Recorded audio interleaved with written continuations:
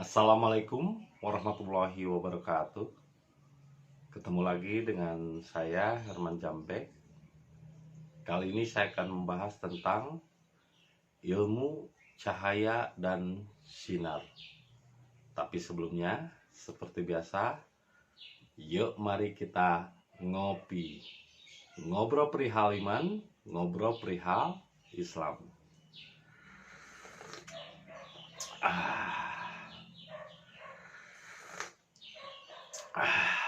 Nikmatnya hidup ini jika dirasakan.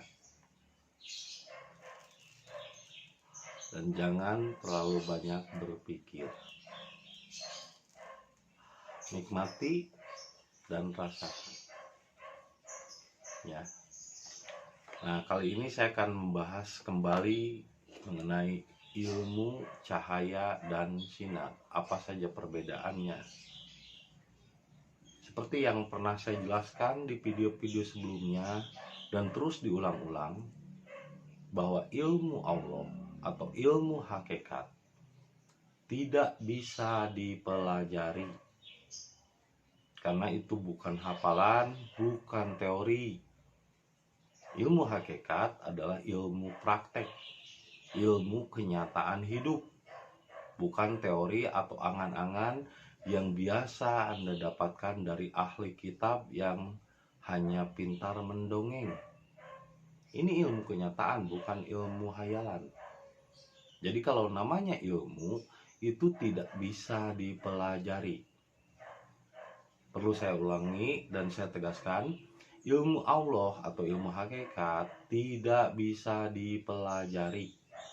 Makanya kalau Anda ingin belajar ilmu hakikat, maaf, saya nggak bisa mengajarkan. Karena itu bukan pelajaran. Apalagi hafalan, bukan hafalan. Anda menghafal, Anda tersesat.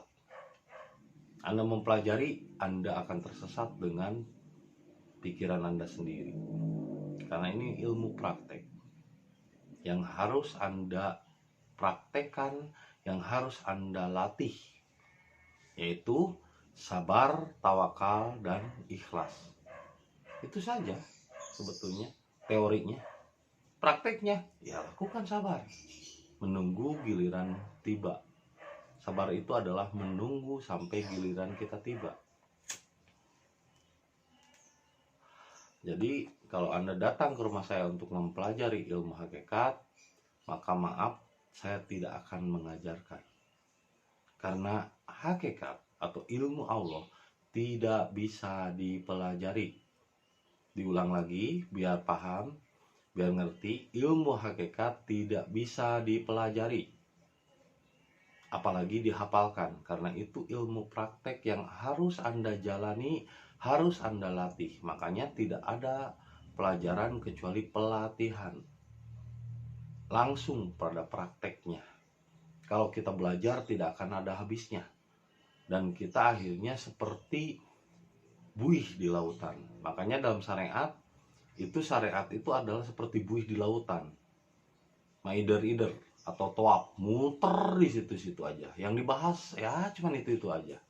Bolak-balik di situ. Sholat, zakat, puasa, itu balik lagi ke situ, muter di situ. Karena mereka terbawa oleh pelajaran akal pikiran, pelajaran syariat. Jadi ketuhanan dipelajari akal, akhirnya ngulikbek kata orang Sunda. Muter di situ-situ aja. Jadi ya ibadah terakhir mereka juga yang paling tinggi yang ngulikbek, muter di situ-situ aja. Seperti buih di lautan. Ya. Jadi kalau misalnya Anda mempelajari ilmu hakikat, itu kesalahan total, karena ilmu tidak bisa dipelajari, hanya bisa dilakukan, dan ilmu hasil dari praktek.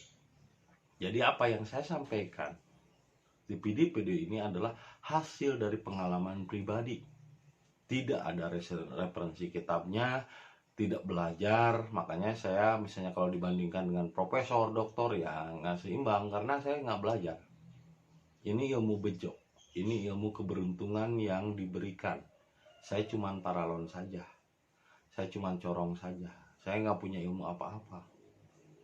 Jadi ilmu itu bukan sesuatu yang bisa dipelajari. Makanya salah benar ketika sekarang marak di YouTube orang membicarakan hakikat tapi dari belajar. Jadinya ngulik bak, jadinya muter kayak buih di lautan. Ya, muter di situ-situ aja. Karena apa? Ya karena reseptornya nggak bisa menangkap gelombang ketuhanan. Reseptornya adalah pikiran.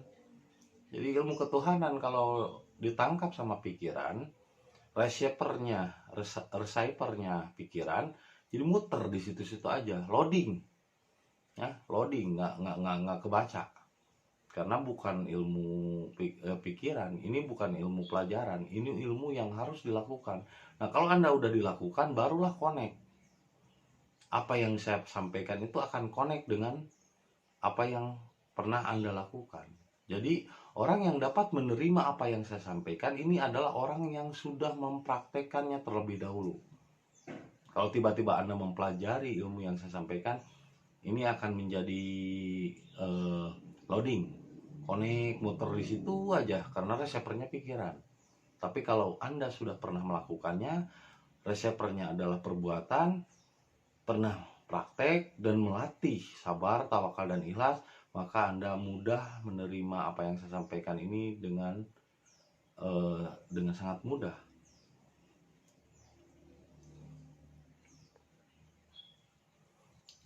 Itu karena apa yang saya sampaikan bukan teori, tapi ini adalah hasil dari praktek. Jadi yang namanya hakikat tidak bisa dipelajari. Ilmu Allah tidak bisa dipelajari. Yang kedua adalah cahaya. Apa itu cahaya? Cahaya itu adalah nur, bahasa Arabnya. Nur itu bukan wujud sosok seseorang. Nur Muhammad bukan sosok seseorang. Setiap diri, di dalam setiap diri Anda ada Nur Muhammad. Wujudnya apa? Pernah saya jelaskan dalam video sebelumnya, wujud Nur Muhammad adalah Rahman dan Rahim, kasih sayang. Itu wujud nyata dari Nur Muhammad. Jadi jika Anda memiliki kebiasaan untuk Rahman Rahim, tanpa sadar sebetulnya Anda sudah dihinggapi oleh Nur Muhammad. Anda adalah orang yang memiliki kasih sayang. Karena Muhammad dari bahasa Arabnya dari kata Hamid, terpuji. Mim adalah masdar yang artinya Muhammad, orang yang terpuji. Itu jamak, bukan tunggal. Seperti Islam. Islam artinya berserah diri. Pakai mim, Muslim. Artinya adalah orang yang berserah diri. Jadi Muslim artinya orang yang berserah diri. Itu jamak, bukan tunggal. Iman, percaya. Pakai mim, mukmin, orang yang percaya. Begitupun Hamid, terpuji. Alhamdulillah, segala puji bagi Allah. Hamid terpuji, pakai mim jadi Muhammad, artinya orang terpuji. Kenapa orang itu terpuji? Karena sifatnya Rahman Rahim, kasih sayang terhadap sesamanya. Itulah Muhammad. Jadi Nur Muhammad wujudnya adalah Rahman Rahim, kasih sayang terhadap sesama. Dan sedangkan ketika kita berbagi ilmu, berbagi rezeki, berbagi kemampuan, mengajarkan kemampuan kita kepada orang lain, menularkan ilmu kepada orang lain, punya sedikit uang atau rezeki dibagikan untuk membantu orang lain, itu adalah barokah. Nur yang menjadi barokah, cahaya yang menjadi keberkahan. Jadi buruk itu adalah cahaya keberkahan, cahaya yang kita lakukan dengan berbagi. Tidak ada hafalan, tidak ada ramalan ayat-ayat, tidak ada pelajaran. Semuanya harus dilakukan dengan cara praktek. Nur Muhammad harus dilakukan dengan praktek kasih sayang. Nur buruk, cahaya berkah, harus dilakukan dengan berbagi. Nah, begitupun dengan malaikat. Jangan berhayal malaikat tuh bersayap jadi kayak burung dong. Malaikat bersayap. Terus makhluk percaya jadi ngayal mulu. Jangan ngayal mulu dah. Berhenti coba tahayul, berhenti berhayal. Nur yang disebut malaikat itu adalah cahaya hati. Makanya disebut hati nurani. Hati yang sudah bercahaya.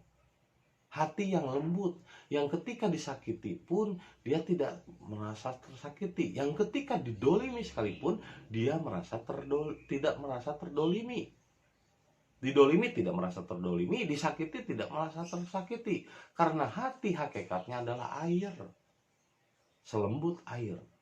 Air kalau digebuk tidak akan menyisakan goresan, tidak sakit hati. Dibelah sekalipun sama pedang, dia akan kembali ke wujud semula tanpa bekas. Itulah hati. Jadi malaikat adalah hati nurani, cahaya hati. Kalau buruk, cahaya berkah. Kalau kasih sayang adalah cahaya Nur Muhammad. Jadi cahaya itu berapeliasi dalam bentuk dan perbuatan, sehingga itu menjadi karakter. Kalau perbuatan terus-terusan dilakukan menjadi karakter yang kuat, maka disebutlah Nur Muhammad. Nah, berbeda sekali dengan api, neraka, dari kata nar. Makanya ini disebut sinar. Si api, nar adalah neraka juga atau api. Sinar. Nah, berbeda dengan sinar. Kalau ilmu nurun, ilmu itu cahaya. Berarti ilmu itu dihasilkan dari perbuatan. Karena cahaya itu adalah perbuatan, kasih sayang, berbagi, ya kan? Terus hatinya lapang dada. Orang mendolimi tidak merasa terdolimi, orang menyakiti selalu memaafkan. Itu adalah malaikat atau cahaya hati. Jadi malaikat itu adalah cahaya hati. Jangan lagi berhayal tentang makhluk-makhluk di luar diri. Karena malaikat itu adalah makhluk di dalam diri, yaitu hati nurani. Tuntunan hati nurani Tuhan. Nah, sedangkan yang disebut sinar itu adalah cahaya yang dari luar masuk ke dalam pikiran, dilihat oleh mata, didengar oleh telinga, masih bisa diraba. Jadi ilmu yang dihafalkan dari kitab semua adalah sinar, bias dari cahaya. Sinar dengan cahaya berbeda. Cahaya adalah inti molekul, inti dari sebuah energi. Tapi sinar adalah bias dari cahaya. Contohnya matahari, itu sinar. Lampu neon, itu sinar. LED, itu sinar. Jadi sinar dengan cahaya itu berbeda. Sinar adalah bias cahaya yang dapat menerangi kehidupan di dunia. Sedangkan cahaya adalah inti energi yang menerangi kehidupan di akhirat. Lagi pula dunia dan akhirat bukan berarti tempat di sana yang jauh setelah kematian, bukan. Dunia adalah apa yang ada di luar diri kita. Sedangkan akhirat adalah apa yang ada di dalam diri kita. Jadi jangan pernah mengartikan lagi dunia dan akhirat sesuatu di luar setelah kita mati. Kasihan petani yang nanam padi kalau akhiratnya menunggu kematian. Akhirat dari menanam padi adalah 6 bulan. Berarti akhiratnya padi adalah 6 bulan, maka petani dapat panen.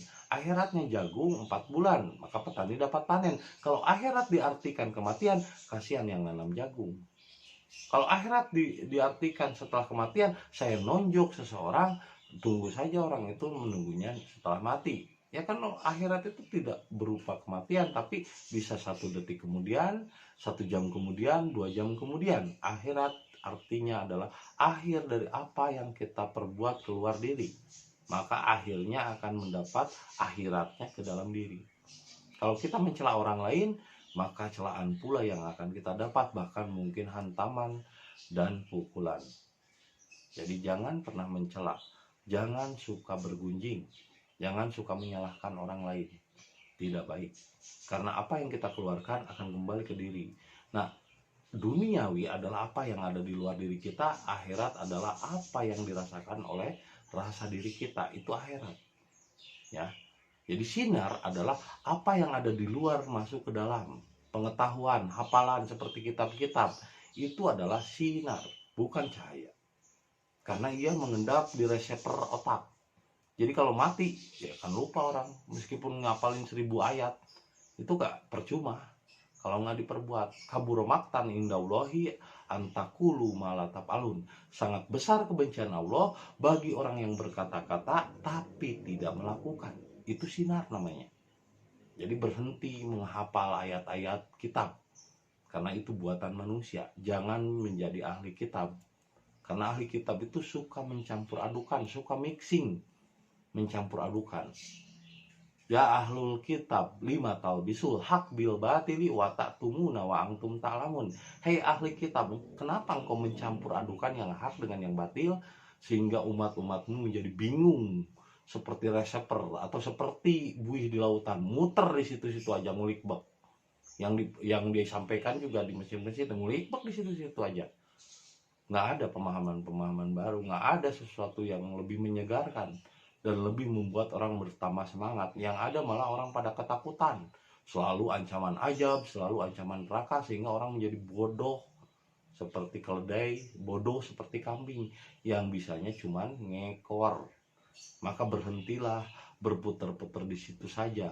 Terimalah wahyu itu bukan dengan akal, tapi dengan rasa. Bukan, kalau akal ini selalu keluar duniawi, tapi rasa itu akhirat ke dalam. Begitupun malaikat itu adalah cahaya hati di dalam.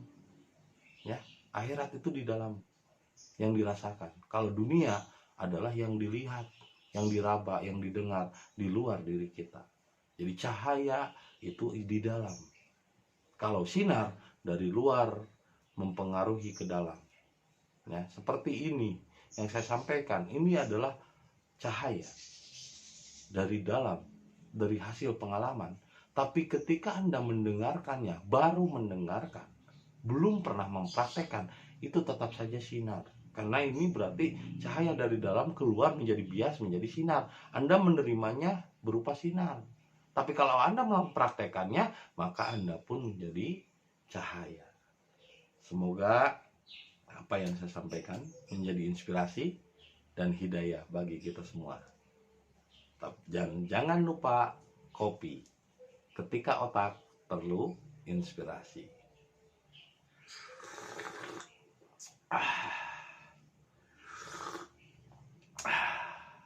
Itu saja yang bisa saya sampaikan hari ini. Dan tetap setia di channel Herman Jambe. Terima kasih atas kesetiaannya menonton video saya dan saksikan video-video berikutnya. Assalamualaikum warahmatullahi wabarakatuh.